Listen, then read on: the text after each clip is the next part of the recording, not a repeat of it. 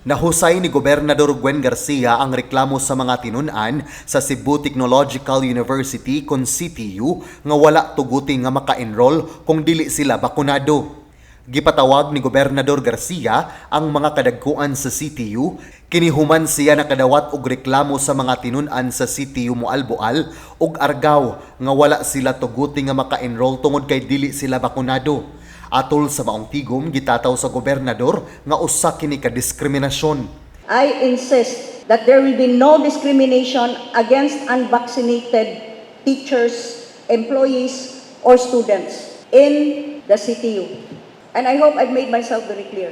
Hinuon matud ni Dr. Rosane Ancheta, presidente sa CTU, nga sa pagsugod sa school year karong tuiga nga maka-enroll ug maka-apil sila sa face-to-face classes, bakunado man ug dili bakunado ang mga tinun-an. All teaching and unteaching and students shall attend the limited face-to-face classes regardless of vaccination status and no discrimination against unvaccinated.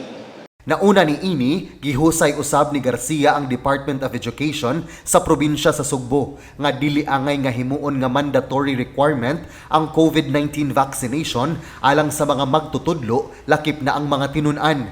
Gani bisan ang Vice Presidente og DepEd Secretary Sara Duterte nagkanayon nga ang vaccine dili kini requirement alang sa mga tinun-an nga moapil sa face-to-face classes. Sa iyang bahin si CHED Commissioner Joe Mark Libre, kinsa mitambong usab sa maong tigom, mipasalig sa gobernador nga ilakip sa ilang meeting ang paghimo og uniforme nga pulisiya. Once the final statement of the university president, that will be the uniform statement. John Granada, Balita sa Sugbo.